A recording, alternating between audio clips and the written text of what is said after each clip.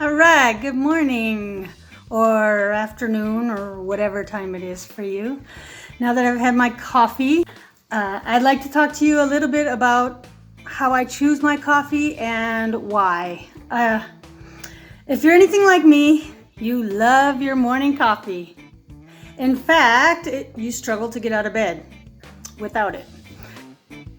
Since I've had so much trouble not drinking coffee, I had to learn some responsible choices to make when purchasing my coffee.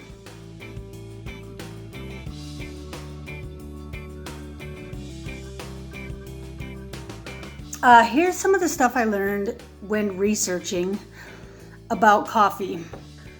One of the things I look for in my coffee is organic. I know that organic doesn't always mean it's free of all pesticides, but I know that it's free of some of the big major poisonous pesticides.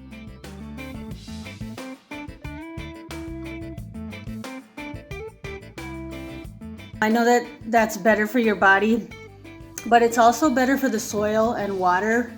One of the big problems with coffee is the fertilizers and pesticides that often get put on the coffee to grow it faster and not have bugs and such. I know soil degradation is a big problem and also contamination of water.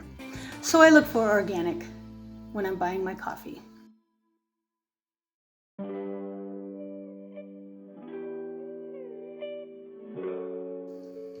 Another thing I look for, which is really important, is fair trade coffee. While researching, one of the things that I found out was that child labor is 37% higher in areas where coffee is produced. I'm not going to mention any names, but I know there's a large favorite of people that I have heard use child labor. Also, workers are often paid minimally, even sometimes not living wages, especially women and children and the elderly. And unfair trade prices.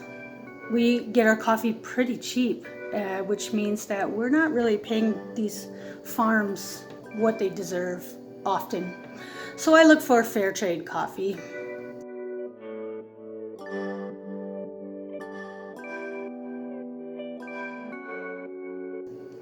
Another thing I look for is Rainforest Alliance or shade-grown coffee. One of the things I saw while doing my research was that there's a lot of deforestation and destruction of rainforests from slash and burn farming, to the point where I can't remember which resource, but I've linked them below.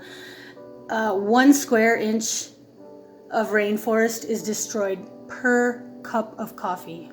So if you're like me and you drink 3 a day, that's 3 inches of rainforest destroyed a day for your coffee or my coffee, which is ridiculous and scary, really.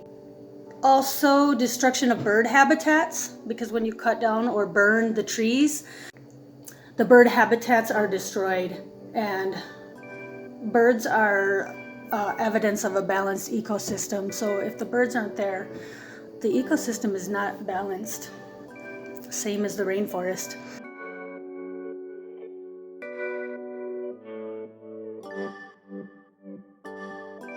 One thing that I also read was that coffee grown in the sun can be produced 3 times faster than the shade, which is why we're slashing and burning and cutting down the forests. So I look for Rainforest Alliance, or at the very least, shade-grown coffee.